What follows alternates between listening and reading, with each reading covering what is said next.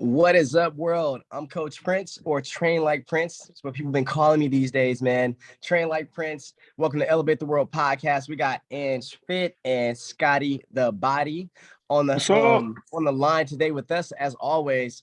So today, we got a question. Not sure from who, but whoever asked the question, thank you very much. So we're going to talk about staying active through injury. All right, this is a great topic and one that I think is well overdue for discussion. All right, so thank you for putting that in the comments or requesting that question, and we're gonna be happy to address it. First things first, though, Ange is gonna hit us with a quote. I'm sure she's gonna give us something that's gonna be motivational and something that's gonna help you change the game. All right, let's hear Ange. Reese brought this quote up to me last night, Uh-oh, Captain and Reese. I was like, yes. That's all I could say was like hands in the air, praising yes. She did a CrossFit class yesterday. She works with a trainer, loves it. And she says, you know what? She heard this quote: excuses make today easy and tomorrow hard. Discipline makes today hard and tomorrow easy. Real-ish, as they say. Love it. Man, no, Oh, yeah. I definitely believe that. Like, I had this thing where like it's so funny, like setting the floor. Like I like how F45 Timonium does it. You set the floor the night before. Some mornings, like if I worked all day and then I get off work at like 8, I'm like, man, I'm not setting the floor. I come do it in the morning. I notice the day goes a lot smoother when I just go ahead and set it the night before rather than pushing it off until the next morning and trying to like come in here at 4 a.m. sometimes 3:45, get the floor set before the first class at 5 a.m. So Great example. That's a man, great example. I'm like, shoot, I'm sure we've all lived it. But yeah, straight up. And I think that question is very relevant for today's topic, because injuries not only like hurt physically, but they definitely hurt emotionally and mentally when you feel like, okay, like, shoot, I'm used to being at 1,000 and now I got to take it all the way down to 400. You know what I mean? Like that type of thing. So I definitely feel for everyone who's been there. I know us three, we've all definitely been there, which, pretty much leads me to the first question of this topic is, let's talk about an injury where pretty much an injury that decommissioned you, something where you weren't able to do your ish. And I know y'all got multiple stories. My particular one actually has something to do with appendicitis. Literally, I want to say back in 2019, when I first moved to Seattle, I was doing first time ever doing some Olympic lifts with my neighbor. Really great dude. And a big part of it was me trying to lift something heavier than I knew I could. Lifted it. And I don't kind of like Scotty said before we got started, he was like, I don't think you can connect that necessarily to the exercise, but sure, guy. But anyway, you're gonna scare everyone. Anyway, this is not to scare y'all or talk about a living list. This is my experience. All right. You got an appendix still. Better watch out. Man, poop my intestines. If no one knows what appendicitis is, literally, it's a piece of poop that clogs something up. I didn't know that until experiencing it. But anyway, later on that night, man, I was having this super sore pain, and my stupid tail was like, forget that. I was like, I need to go do some core. Maybe I need to send some extra blood for there. I was a new trainer. I was fresh in the game. All right. Did some core and it got worse. And I went to the hospital and they actually sent me home with antibiotics because I didn't know anything about it. My wife was pissed. I went on a Friday night and I really don't know the story behind it, but they were just like, well, maybe it'll pass if we send you home with some antibiotics. And I was okay with it because I was like, shoot, yeah, sure. I don't want to get surgery. And I know I can't work out if I get surgery. And about a week went by the next Thursday, it started like pulsating. And I never forget, I was taking my daughter Haven to daycare and I was on the highway in Seattle and I just kept feeling like it was about to pop, like while I was driving. So I dropped her off at daycare and I went home and I tell my wife, like, hey, you got to take me to the hospital today. Like right now, like, I don't know how much time I got, but I think it's about to pop. It didn't pass. And, I ended up going to the hospital. I got my surgery, I mean, it was quick in and out, but they had told me it had expanded to twice its size. And pretty much like it was one of those things where pushing off the surgery, it was coming anyway, and I still was not gonna be able to work out, but I couldn't work out for they said I wasn't supposed to work out for 2 months. I pushed it for a month. But then but not having that discipline like made it where recovery was was extended and like, to where like that was prolonged. But anyway, that was an injury of mine that definitely pretty much led to me not being able to work out for a full month. And the question is like, okay, well, what'd you do? How'd you stay active? How'd you stay in shape? And I want to say one of the things that I did was I got up and I still walked every day. It hurt like heck to get out of bed. I didn't really understand how much my core was involved in anything until I tried to open the door and I felt like I was going to rip it in half. You know what I mean? I tried to literally open the front door to the building we were living in, and I felt like I was going to rip. So one of the things I did was I got up every day. I walked first thing in the morning, and then I took a walk in the evening with my daughter. And then outside of that, I did not like do anything strenuous because like I didn't want to prolong it, but I didn't want to make any excuses. I didn't want to be like getting the funk because I felt myself getting there. And it really gave me the opportunity to attack my diet even more. Had went on like a fast. I be like went vegetarian for like about 4 weeks. The whole time of the surgery went vegetarian, and then I like really just got strict and just more strategic with my diet to also just still use that setback as a time to come back. So I'll talk a little bit more about that later on about like methods and things you can do, injury depending on what injury you have and this and that. But I want to go ahead and pass the mic to Scotty. We know you got some stories, bro. I keep thinking about the elbow one. Right. So I definitely have two. I know we talked about me dislocating my elbow when I was in high school from wrestling season. So I was out for 2 full months. I was supposed to, that was like the earliest I can come back. And basically what happened was I was wrestling and the guy like just had my leg and it was like the first period of a tournament. And he like just, instead of just like letting go, he shoved me and I would catch myself, elbow popped the other way. No break or anything like that. So that's why it was super painful because everything was still attached and I just felt everything. The most, I know I couldn't like run. I couldn't do specific things because just like that motion that I had, I was in like a weird, like not even an air cast. It was like they held my arm and they put this thing around and they wet it and it got like hard in like 2 minutes. Then they just wrapped like an ace bandage around it. So every time I would take it off, I would have to put my arm back in it. It was like a perfect mold. So I really couldn't write. I couldn't like do anything with that hand, which sucked too because I had my driving test like maybe like a week after to get my license. Did you still do it? Freaking out. Did you pass? I did pass. Good.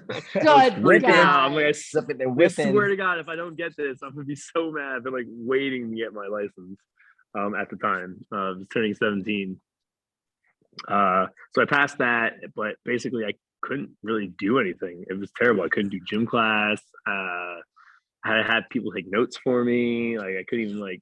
Oh, you love that part. I loved it. Hey, write that down for me, man. Write that down. I need the recorder. God, you probably didn't even have the little recorders you had in class back then. You were like no. No, my friends had those. Like I'm bad when it came to stuff like that. So I just basically, my friends took notes and they just gave me like a picture of it or something like that. Best grade you ever got, Scotty? Best grade you ever got? Yeah, best notes ever had. Best notes ever taken. Best notes ever taken. Score. Yeah.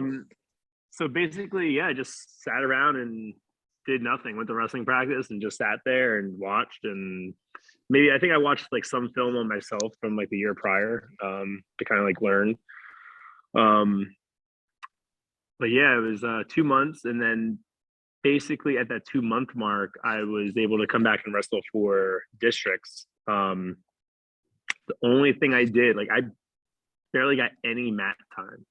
Like not even like maybe the week before I got like a little bit of mat time and some like actually like some wrestling, but like I was just like trying to run when I was clear to run. Like that's all I was doing, and running and wrestling are just not the same cardio wise. Oh man, like no, someone like another person with the same body weight and probably the same strength, if not maybe even stronger, pushing against you, like exerting that much energy, just like does not cut it when it comes to like running. Like I want to grapple somebody so bad. They're not equivalent at all.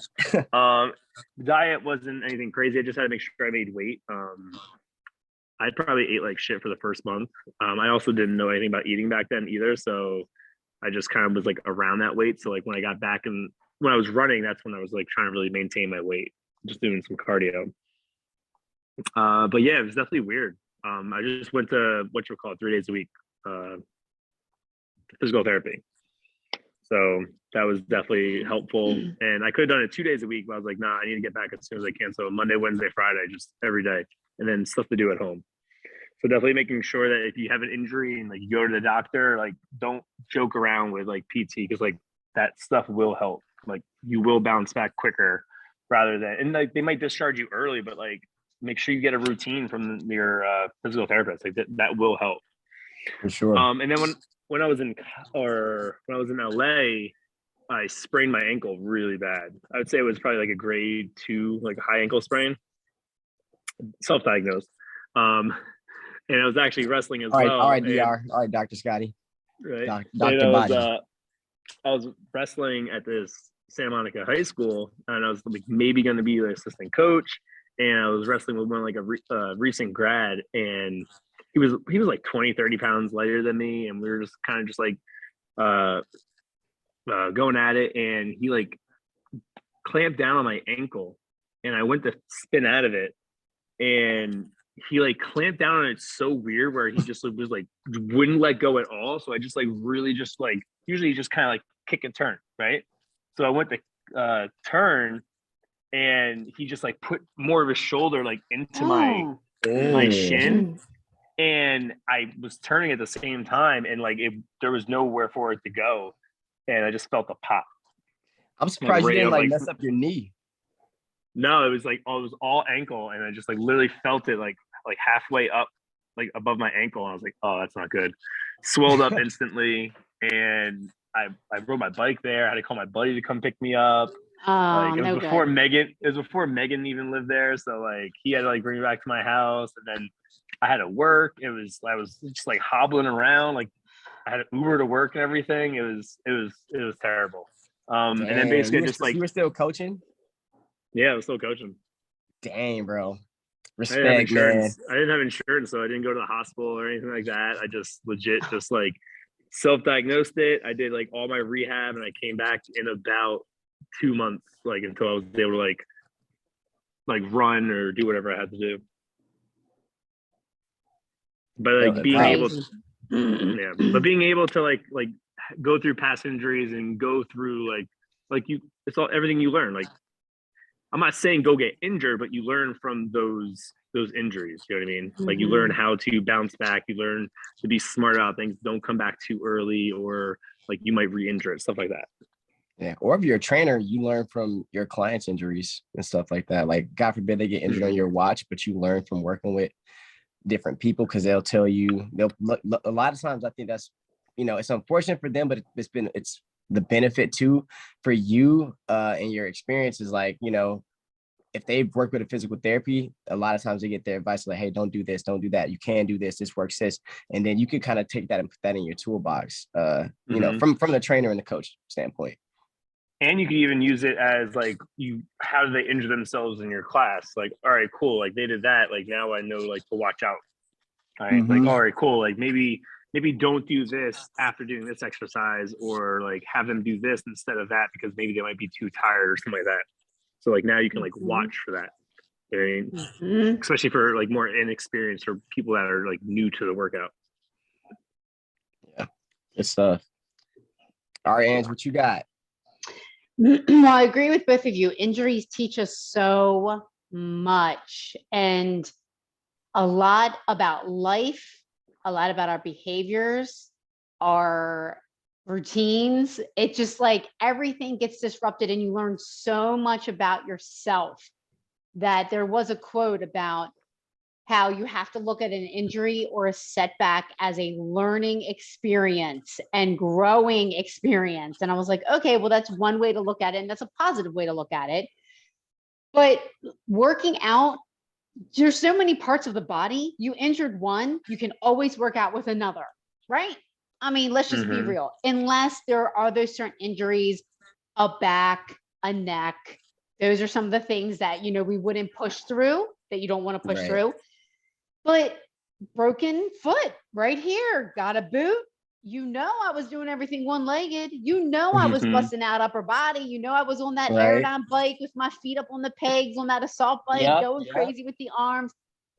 Everything, one-legged push-ups. I did not skip a beat because I didn't want to skip a beat. And it was probably one of the best things I did was to keep going. Speaking from a medical standpoint, and this one's for the ladies, when I had back in 2016, November 2016, I had a hysterectomy. So to all the women out there that think if they have a hysterectomy that they're going to gain weight, that they can't be in shape, that they can't lift heavy, that they can't work out, boom, right here. So Hey. you can do it. It's not a sentence where you're going to gain weight. It's not a sentence that your hormones are going to go crazy. Everybody's a different situation. But if you have all your tools and you are consistent, you are dedicated, and you have the right information, you can succeed. I'm living proof right here. And you need to ignore the noise. It was, you're not going to be in shape anymore. You're going to gain weight. You're not going to be able to do the things you're going to be able to do before. You're not going to be able to. And I was like, no, I am going to be me and do the things that I want to do. And I am just going to embrace the whole experience. So my doctor, bless her heart, she was fabulous, my surgeon. I think she thought I was in better shape than I was. She's like, by a week after the surgery, you'll be able to walk a 5K. Guys, I couldn't even walk with the Christmas tree farm to get a Christmas tree. She was dead wrong. So my advice to you, if you have any kind of procedure or injury and the doctor tells you something about your recovery time, put it in your back pocket, but go by how you feel. So I ended up taking the rest of November, the whole and all of December off from working out. What I did was I focused on other things. I did walk, but I focused on my family. I focused on my relationships. I focused on my goals because walking was the only thing that I could do. And it was great. And we had a wonderful holiday season. I focused on activities and fun. I probably did eat more than I probably should have. But in the back of my head, don't do this. It was just the timing. I was like, January 1, new year, new me. Ange? I was like, January 1, give me that cookie. January 1, we're going to hit it hard. Okay. No lie. Probably the only time in my life I ever did that with good intention and not excuse, but good reason. So January 1 came and I started so slow, got back on the bodybuilding stage. After that, completed hat run, Spartan, Word Toughest Mudder, Warrior Dashes. I was just living my best life, getting all the sports in. So please don't think that women, if you have to get a hysterectomy, that it's a sentence of you are done being an athlete. Like you can keep on gaining muscle. You can, with the right doctor and the right protocol, you can still grow and be you. So a lot of times women get upset if they have to get this done or this done, but that's not an excuse because the discipline, like I said, makes today hard and tomorrow easy. You can still eat healthy. You can still move. Okay. And the excuse that, and it's an excuse that I'm getting this done, I'm not going to eat healthy until I'm completely healed, is not going to make you feel better. And good food is good healing. Okay. So no excuses, no matter if you have any kind of medical thing done. Yeah, mentally you might feel like you're getting beat down, but make the small steps each day to keep getting better. And then you'll come out better on the other side of it. Facts.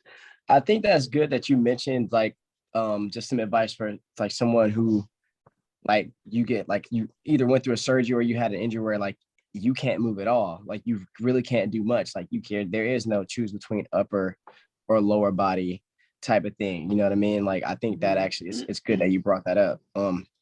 For me, I think that I value the mindset from it all. Cause like, you know, you could get physically injured, you can get mentally injured by something in life. You know what I mean? And I think like how you bounce back from that or keep going. Next question I want to talk about is like, okay, so that's working solo. What are some things that someone could do who has an injury and say they're going to go and attend a group fitness class, or you got an injury and you just bought all this personal training, you know what I mean? And like now you feel like you can't use it. One thing Good that question. one thing I feel like, you know, because I over throughout the years I've experienced this a lot with people, and they'll pause their memberships or, you know, try to pause or want a refund on things, and I understand it. I think one of the biggest things is communication. So like if you are new to that group fitness facility or you've been training there, like communicate to the trainers or owners, like, hey, I got this going on.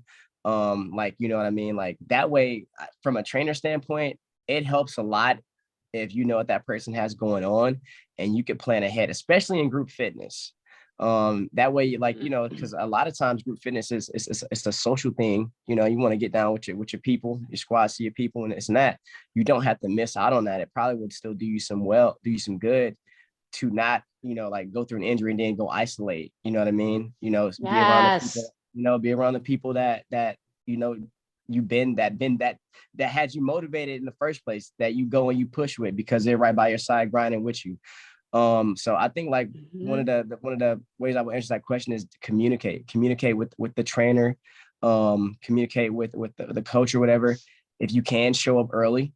If you got the time, show up earlier so you get a glimpse of that workout.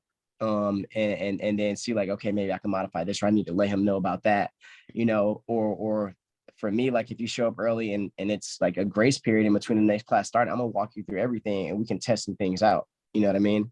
What would you have on that, Scotty? Basically everything you said, like I would double check like with your doctor or whoever, your orthopedic, to make sure that Yeah. you are clear to do certain things, and also double check what the dangers would be, like if you're overcompensating on one leg, or like if one side, like let's say like your ankle or your knee was messed up. Sometimes people favor the other side a lot more, and then that side can become overworked, and then now you injured your right ankle. You know what I mean? So Mhm. now you have two bum ass ankles, and now what you gonna do? You're just gonna be working your upper body. Bum ass ankles. Not the bum ass ankles, man. So people got to be smart, and That is so real. I love it. you want to make sure that you're not going to hurt yourself in another way trying to go and work out. You know what I mean? No, man, that's good, dude. Because I see people in here like literally they have like a broken wrist, and she's in here and she's doing a bunch of stuff, and she's only using one side. She's only using one side, and she has to get up off the floor. She's only using her other arm. Like that arm is getting stronger, but it could potentially like she could injure it by like overworking, and it could be like exhausted. You know what I mean? So definitely being smart on what kind of injury you have and how you're working around the injury, not necessarily what you can do, or not necessarily what you can do, but like what you are doing, how it can affect the other side of your body. You know? Good one. Good That's point. good, dude. You didn't think about that. Yeah, that's good. Yeah, muscular. So because that's where a lot of muscular imbalances become, like they get created, like sometimes an injury and not being mindful of what you just said. You know what I mean? Like, and now you got like a sexy ass left side and right side is struggling or something. You know, you got bum left side and a sexy right side. Different stuff like that, man. You know, like it happens. You know, go ahead, go Ange. And I'll throw in what I was gonna say, but you next, Ange. Unless you got something else, Scotty. No, I'm good. Okay, so great point. This is a great topic because not everyone talks about this. You get injured and automatically you cancel your gym membership, or you stop going, or you text your trainer, I'm hurt, I'll be in contact. Don't do that. Do not leave the place. It's like you don't date anyone in your gym. You don't leave the gym when you get injured. There's two rules. Those are your sacred place. It's your dopamine, it's your endorphins, it's your feel good, it's your home, it's your comfort, it's your motivation, guys. Like you drop everything when you're injured. Like you guys said, it's a mental injury. Now you have a physical injury and you just stepped away from the people that help you be better. You just stepped away from that trainer that is the only thing that's getting you moving all week. That's a slippery slope. Like your trainer, if you are working with a good, solid trainer, it's a phone call, a good trainer.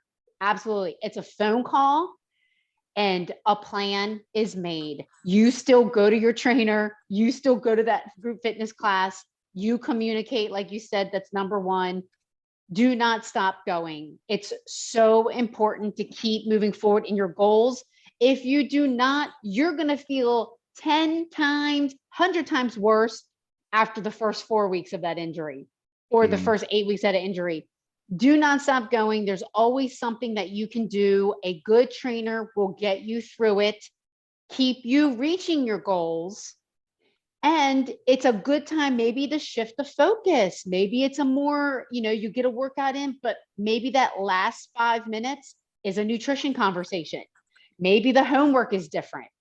Maybe instead of getting a workout on your own, maybe it's now you start the food prep. Maybe you look at the weaknesses in your plan or your nutrition, like that weakness that always holds us back from just getting where we want to go. Example, that ice cream every night, that weekend where we eat out Friday, Saturday, Sunday, like what can you focus on your weakest link and work on that? So maybe your trainer switches the focus a little bit more. Okay. That's what I would suggest, but do not bounce. Do not. You will be 10 times mentally injured and physically injured if you do at the end of it. You've got to keep going. Definitely agree. Definitely agree. It's very similar to like the thing where a lot of people were like, well, I'm stress eating. Stress eating only makes it worse. Usually it doesn't help usually. I mean, you know what I mean? Like you get a little relief in that moment and then you feel like crap. Yep. Stress eating is a BS excuse. Seriously. Yeah, for real. And I think I mean, dude, that's amongst a lot of things, but stress eating is definitely one of those things because not only do you feel like crap after you ate what you ate, because of like emotionally you feel like you may have failed yourself or like, dang, I'm just gonna get fatter from this or whatever. But then like you gotta think about what do you stress eating and what that's gonna do for your body. And then just like Ann said in the beginning, even with having the right food to heal with, like food plays a role. I think it's overlooked. Gosh. It's overlooked. Like it's like, yeah, I ate some grapes today, or I had a vegetable, but people don't really think about just saying, like people don't really think about like food as a healer. And it's either a healer or a killer. If you're justifying what you're eating because you're stress eating, now there goes that whole thing with like you're always going to lose with the conversation you have with yourself. You're going to justify it. You're going to justify it, and that's going to turn into a downward spiral. You're going to just keep justifying the reason why you can eat the things that you shouldn't be eating. I mean, you're always going to lose that battle with yourself. You're always going to find an excuse. And the more you justify those kind of things, the more you're just moving in the wrong direction. That's where the discipline comes in. The discipline. Yep. I think the discipline and even just that mindset of like, I'm gonna find a solution. Whatever it is, I'm gonna look at the positives. Like, okay, where can I grow? Right. At? You know what I mean? A solution. I know we've all done it. Raise your hand if you have eaten like crap the night before a hard workout and regretted every second of that workout. Scotty, I know we all have. I will tell you, schedule your trainer, schedule your workout, meet the friend. 5 days a week, you'll be looking at what you eat at night because you'll be feeling it the next day, and it is not fun. I touched on briefly my workouts and how they're different. If I was to eat crap last night, guys, I would have never gotten through today. Oh my gosh, just feeling so bad. It's like remembering like that hangover when you had to be at work outside in the heat when you were like in college.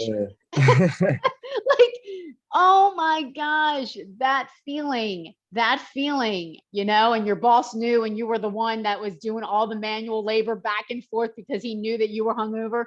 Think of that moment and your choices that you make the night before a workout. That'll help you. For sure. Facts. For sure. Facts. Nothing but facts.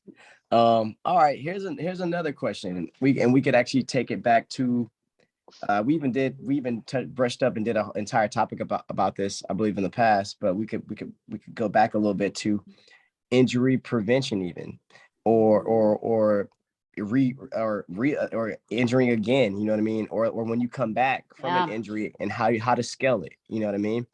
And I think there's definitely that thin line between like going hard and then pushing it too far. And I think y'all have a little bit more experience with injuries than I do.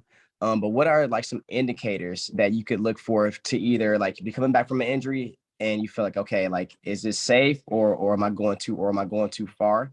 And then if you haven't been injured and you may be potentially on your way to injury, how do you tell, like, am I going hard, or am I actually pushing this too far? One thing that I've just always gone from experience is the way the pain feels. There's one thing for the muscle to burn or this and that. It's an entirely different thing if you are hearing noises or if you are feeling hearing noises. You start hearing noises. you start sounding like a soundtrack. You know what I mean? Yes, that speaks to me. About. When your joints are popping to the beat. Right. I mean, Stop it. Is that the music? Stop it. Snap, crackle, pop. Or is that my collar? Guys, you wait till you got them 44-year-old knees. Okay, you just wait. Some of us need some joint juice. All right. But one thing I go off of is the sound of things and myself and in clients, and then the way the pain feels. If I know I'm like it's burning and I'm just like pushing through it, or if I'm like, yo, that's kind of sharp. That was a little spicy, you know what I mean? Like that was a spicy pain, you know what I mean? Stuff like that. Or when you come up out of that set and afterwards you feel like, oh, hold on, my knee ain't hitting the same, you know what I mean? Like what are some indicators that y'all would consider, like, you know, where you about to cross that line, or that you could use just to kind of like, I guess, assess, you know what I mean? Definitely like going off feel, I would say. That one's kind of tough because like sometimes injuries happen when you least expect it. So it's like that's definitely a tough question to answer. Like for me, like usually I would go off like maybe like a certain movement was like oh that tweaks something a little bit, like maybe I should like ease off the weight, or like maybe I shouldn't do that movement. So like maybe just feeling like kind of like something like a little uncomfortable, but like not uncomfortable or like, oh, this is hard uncomfortable, but like you said, more of like a sharp feeling. And if you feel like you're just, I would say even like kind of like an exhaustion to a certain level, like if you're like you feel like you don't have like the energy or like you like the power sometimes that you would normally have, if that makes sense. Yeah, man, that's really hard coming from you, dude. I always go back to playoffs working out next to you, bro. I thought I was gonna die. And like I looked at you and you were crushing it. Literally, like shout out to Girl Squad, Sonny. We made it to like the end. And like we were doing like the Russian twisting with the ball. Yeah. And Sonny, like I don't even remember seeing her legs. She was like a floating, like hovering thing at that moment when I was working out next to you. And I was sure all I could hear was her like, Scotty is kicking your ass. Like, oh, bro. And at that point, man, like I was like, I don't know if I'm being a little bitch or if I need to keep going. But fortunately, I don't want to go up against you two. I do not. Wait, I will. Give me some time, but I'm not trying, especially moves, certain things, like I'm not trying to go, even though I beat one of you in moving planks. And we then maybe you might have beat me. Because I beat you. Yes, because Scotty, I was like, I'm not going against Scotty in this. I'm not. And you filled in for me, or somebody filled in for me and did it. But I'm not Do the trying to go up push-ups. against. Yeah. I did beat one of you, but I'm not trying to go against you two. Not yet. There we go. Maybe when I get older and more advanced. You on your way, Ange. I'm on my way. I won't forget that challenge too that we did, because the print day we were supposed to do like a push up on the floor and then a push up on the box, and then it was just the print day just doing a push up and then slapping the box. I'm like, cheating, and then so like I tried to catch up as much as I could. Then we ended up tying. As you can see, man, I was nervous. All right, I was just like, all I know is I'm going against Scotty, and I need to go. I need to go. Everybody's watching. But yeah, but no, I think that's a good point with exhaustion, because man, dude, for the first time, man, at this gym, working at for my first time experiencing it, somebody they were on high blood pressure medicine, and they took it before their workout, and they passed out. And luckily there were two nurses here. But even as a trainer, knowing and expecting that could happen, it still catches you off guard. And from a trainer standpoint, you know, you pushing this person, and that person's like, okay, yeah, I'm pushing, like, let me keep going. And she blacked out. You know what I mean? And I think that's, and she probably didn't even realize it, because guys, things like that can happen so quick that like the person it's happening to doesn't even realize it. Like it's and again, Prince, you said it. Am I slacking, or do I need to just stop, or do I need to just go? Like, Scotty's beating me, or I'm in a race and I'm just going to push myself. And you mentally take over your body, but then sometimes your body's like, no, I'm not going to do it. How about no? How about no? How about no, Scotty? How about no, Scotty? No. Nah, so I think that's actually a really good point though, Scotty, because in the trainer fitness world, things can get intense. And I think like, just having like really like you taking it back to listening to your body. And then sometimes you got to tell your coach or your workout buddy, no. You got to be like, look, man, hey, I know me. And right now I ain't feeling like me. You know what I mean? Like that.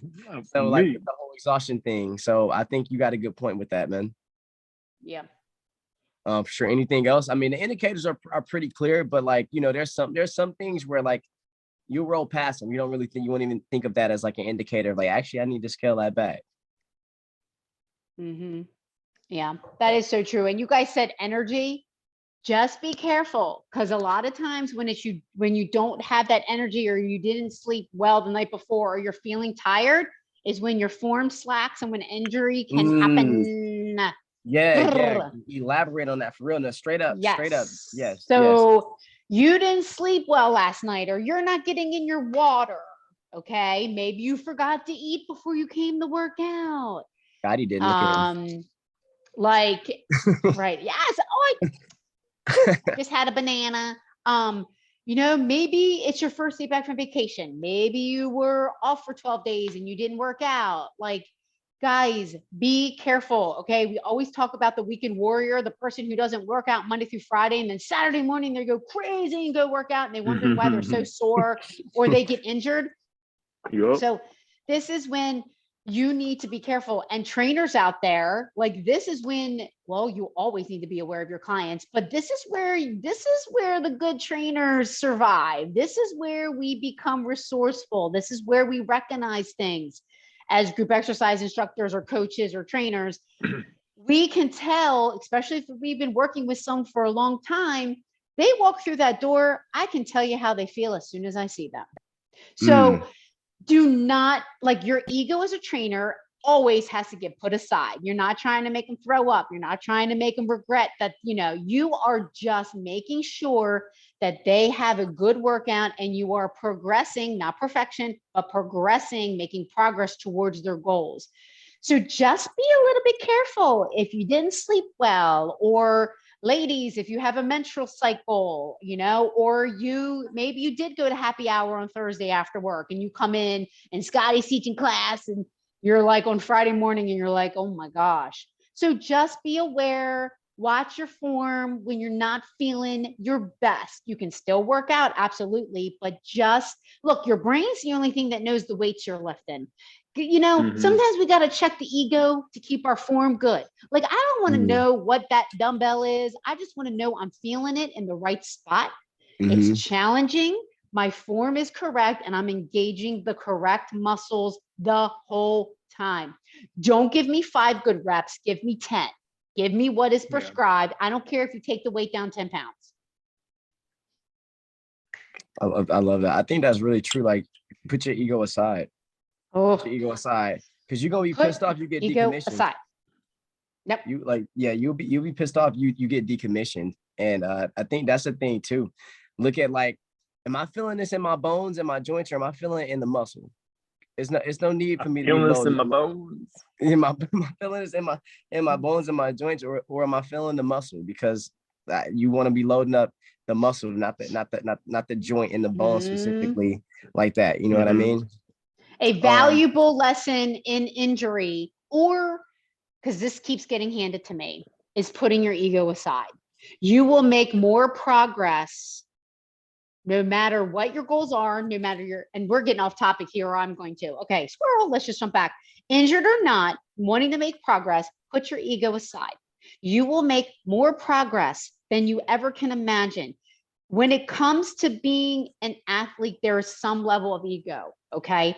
When it comes to being fit, sometimes and a lot of times that ego has to be put aside.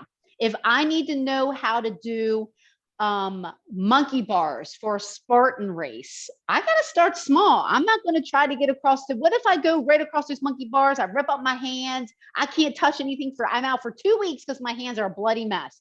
Doesn't get me anywhere. My ego totally took over, and therefore my progress has stopped, right? So put the ego aside to make more progress. And when you do put the ego aside, you'll find comfort and more confidence in yourself, and you'll build that confidence to keep moving forward. All right, that's big. This next question, I just want to take it a little bit further. So, say that someone experiences a life-changing injury. I don't know if any of us have had that experience, or if you've worked with anyone like that. Yes, I have. Of that. But how does someone navigate that? Like, I think that we can talk about staying active through an injury, but how do we keep pushing through something that was life-changing? You know what I mean? And I don't have that much skin in the game. I thought this was definitely a good question to ask for either you and or Scotty.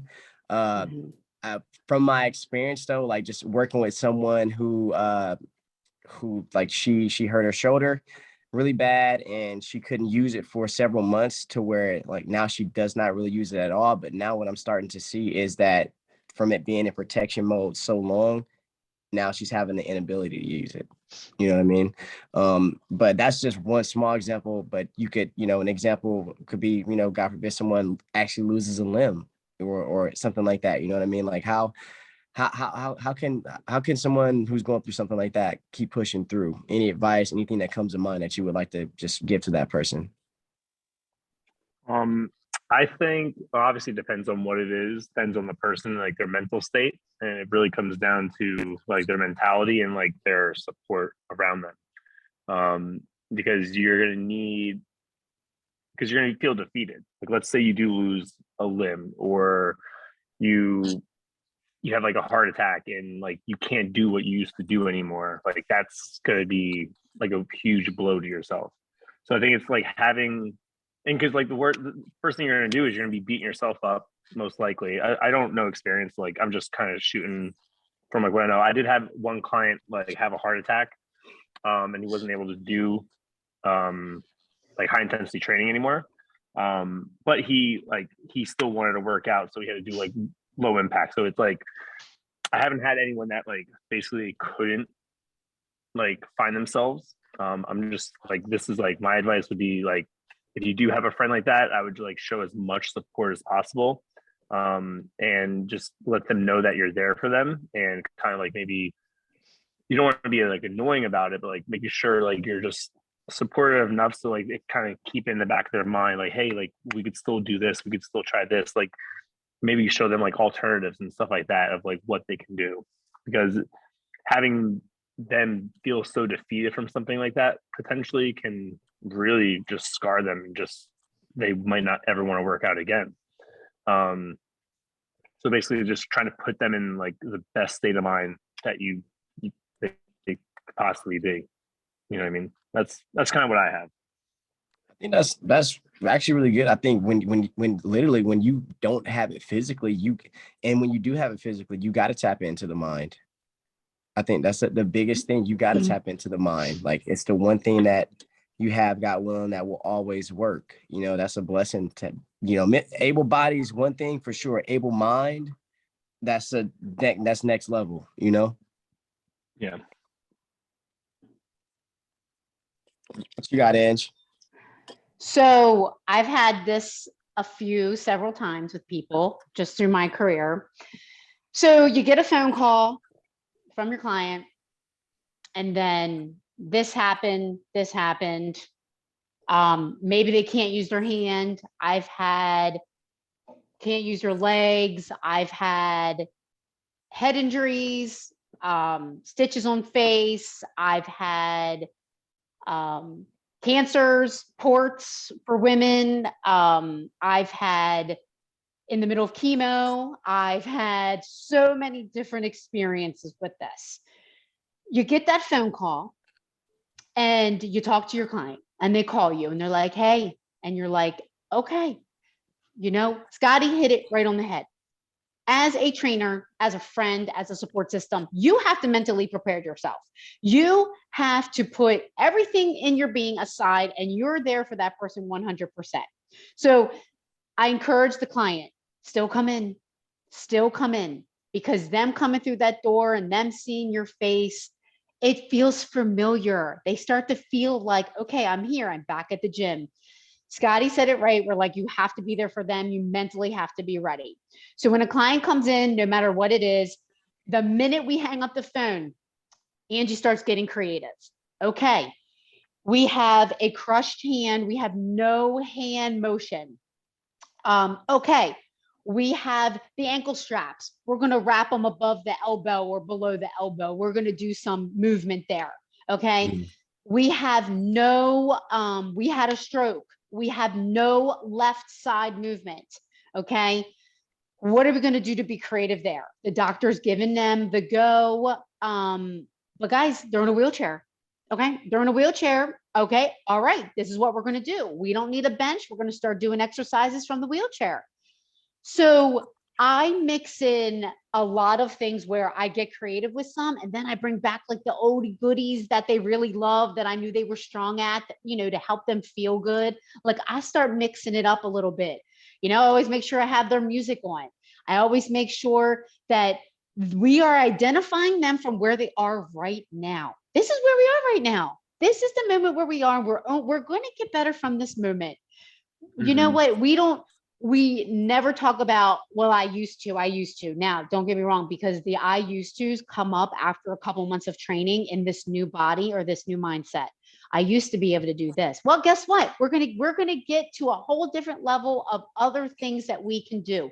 We're going to change our focus, keeping it moving. And where Scotty says, like, you don't want to be too much, because they come through that door and I'm like, hi, I'm so happy to see you. Let's go. I'm going to make you feel great. And then the little Energizer bunny starts going and you're like, stop, ma'am, mumbling, stop rambling. Like you're just trying to feel the uncomfortable air. So I used to be like that, but now I'm like, let's just talk about it and identify it. And there's usually tears and crying when they first walk through the door and you're like, all right, here you are. And then they just break down because they're in a place where they used to be able to do so many things and now they're limited somewhat and they maybe don't feel like who they are. And my goal is for them to leave that session feeling more like themselves. Like no matter how I got to do it, I want them to feel stronger and more confident like themselves again. And It's an experience. It really, really is. And I've had it happen so many times now where I'm like, all right, I know what we're going to do. I know what we're going to do. I'll see you on Monday. I have a client who comes to me 5 days a week as part of trauma therapy. I help her every day. Every day we train. It's part of her therapy. And, she goes through things, and I just want her to feel the best when she leaves my session with me.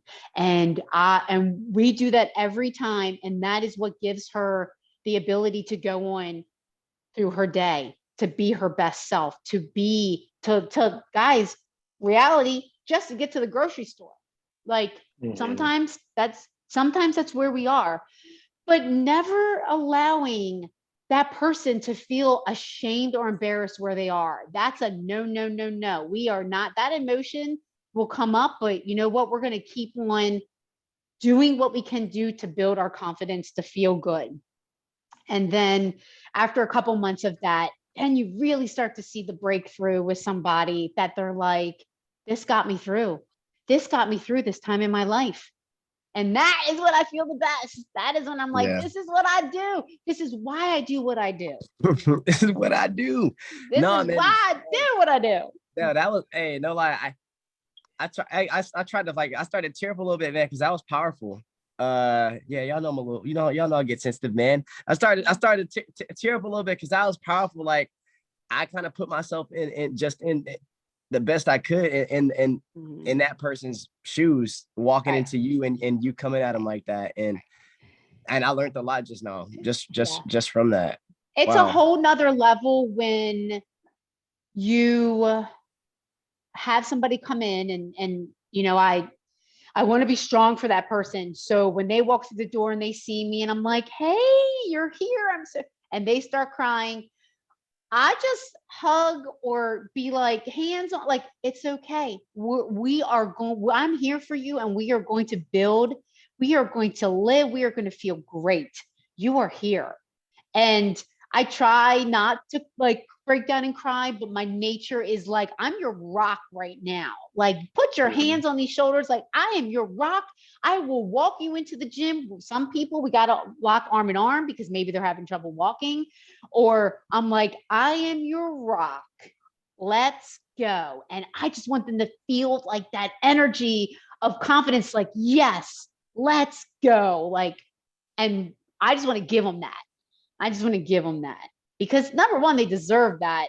And who doesn't want to feel their best no matter what situation they're in? Injury, life-changing injury, illness, surgery, whatever that it is. Like, I'm your rock. And good trainers like you guys, like, we are your rock. And we are here for you no matter what is on the other side of that phone call. I'm here for you. We're going to get through it together. Yeah. That's big. Shoot. Okay, cool. I really like the part where you, like, when you said they walk in, is I think it's really important to like check in with them. Don't just like assume, you know what I mean? Like, they come in and like it's their first session since like whatever happened, and you're like, all right, cool, like let's get into it. Like, maybe have that first session just be like a little therapy session. Be like, hey, where are we at? What's bothering you? Yes. What do we want to do? You know what I mean?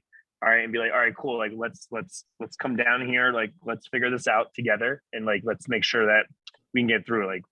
Like, do you want to do anything like this? Like, making sure like certain things won't bother them or like trigger something. You know what I mean? Right. Or like a PTSD kind of thing. Like, I don't know if I want to squat. Like, I'm scared like this is going to happen. So like making sure you know where they are, like meet them halfway, or meet them where they are, and then you guys can come halfway or something like that. Right. And Scotty, that's a very, very valuable point. And we're going to get so deep right now that sometimes it's not an injury. Sometimes it's trauma, a situation.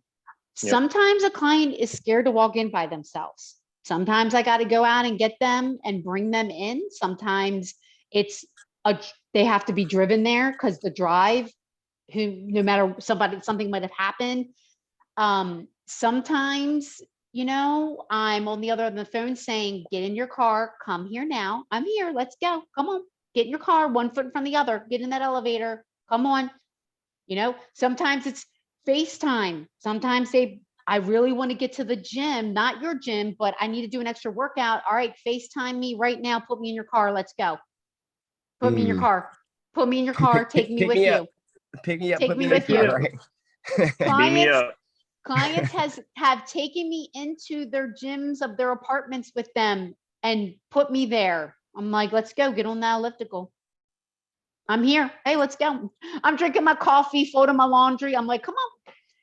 Get once you get on that elliptical, you can hit that X and I'm gone. But you gotta get on that elliptical first. Right. I'll call back. I'll call you back.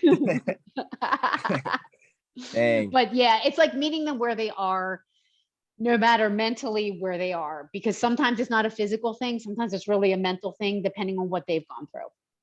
Yeah, for sure. Well, I know we got to get ready to wrap it up soon, but Yes. I just want to, for that person that is, going through an injury right now, or life is changing, or whatever it may be, just some quick words. One thing I would say is, definitely, like, you gotta have people in your circle. You know what I mean? Like, you don't have to go through it alone. There's somebody that's gonna be there for you, whether it's your trainer, your coach. There's somebody in your life, or somebody. That person might be a stranger. There's somebody that's gonna be there for you. And then on top of that, like, you got to keep going in all aspects. No matter what it is, you got to go through it. You will get through it. You got to keep going though. You got to keep going, and always search for the solution. No, even if it's not necessarily what you thought it may have been, if that solution is there, or you can find it, or you don't know what it is yet, go find it. There's a solution there, whatever it may be. And then reach out. Like, you got us. You know what I mean? You got Yes. us. Reach out if you need, like, if you're like, hey, shoot, like, I can't use my wrist, but I'm still trying to get this chest right. I can't press overhead, but I want to get these shoulders right. Reach out to us. You know what I mean? Like there's advice out there. There's a way. There's so many ways to do things so that you can stay active. There's a million exercises out there. You know what I mean? And there's something. If there's one you can't do, there may be another. You know what I mean? Yes. Truth. Facts. Facts. All right, you guys got anything else before we talk about this music? I think we covered it all. I think this was really great. I think this was really great. Give me the tunes. All right, man. So, dude, I stumbled upon it. I was talking to my wife about something.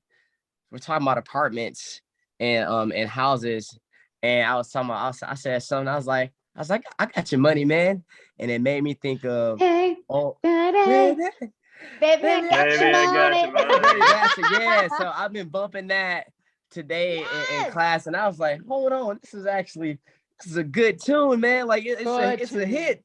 But that's what I've been working out today. So if y'all haven't tapped into that song, play that, man. Play that. You gonna feel good vibes. It's jiggy. You know what I mean? Jiggy. Old dirty bastard. Will R.I.P. Smith. Jiggy. I got your money. All right. If you need a jiggy tune, you warming up, you cooling down, you in the middle of that set, and you just need to get that active recovery groove in. All right. Old dirty bastard. I got your money. You got my money? You got my money, man.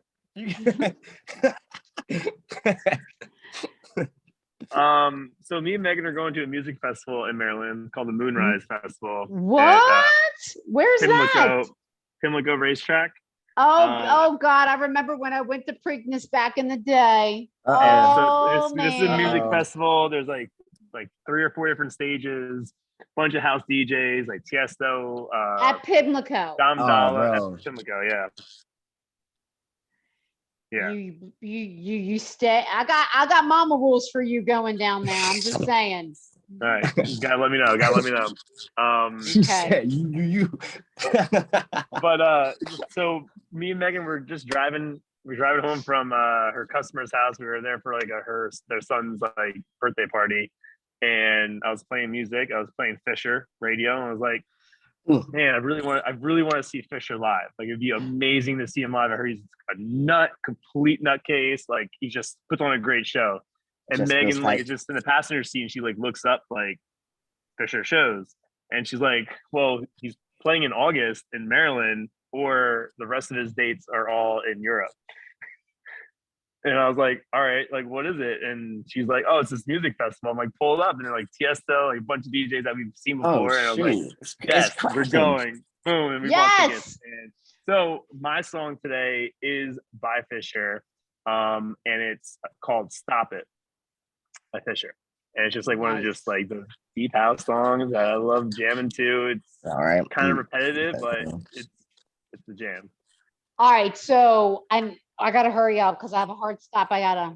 It's summertime here in the Romano house. Okay, so real quick, festival fits, Scotty, are the thing, like the outfit, like what is Megan wearing? Is she gonna do the braids with the color in them? Like, what are you wearing? You gotta do not go roll up there without a festival fit, like an outfit. Like, you gotta do some Googling on that. I usually wear something weird. I usually either go like no shirt or tank top with like some wild shades. I knew he was gonna say that. Megan is super simple. She just wears her jean shorts and she's just jamming. She's not one of those like crazy outfit girls. Yeah, there's some crazy outfit girls. I got some friends that are like into that. Yes. Okay, I'm okay. Yes, I know.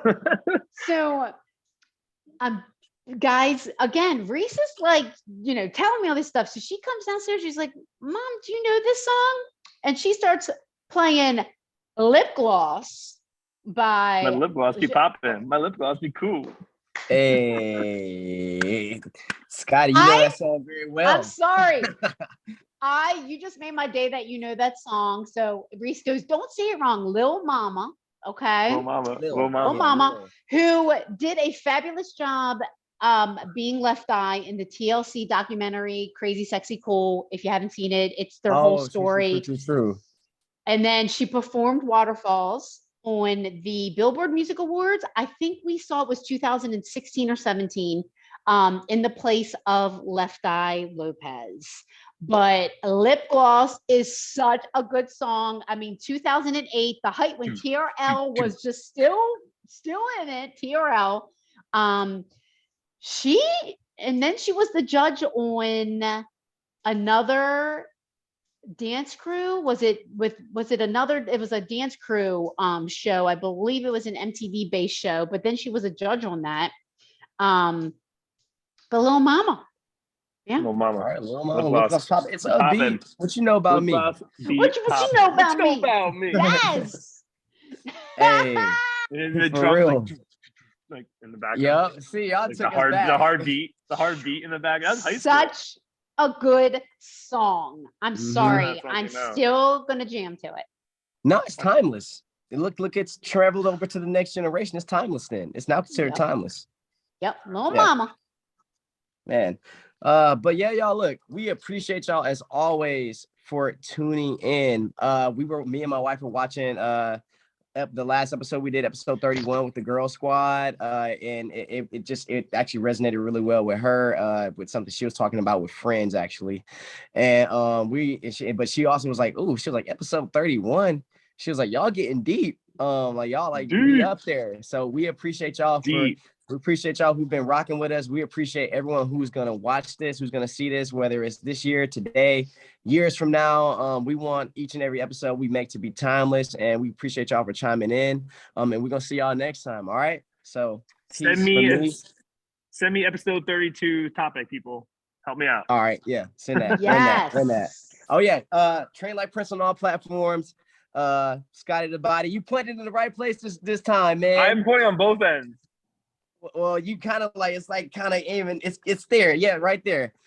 So Ange, opposite corner. There you go. Yeah. Ange Fit. And then Elevate the World podcast on YouTube. Subscribe, like, share, all of that good stuff, y'all. All right. We appreciate y'all. We'll see y'all next time. Peace. See ya. Deuces.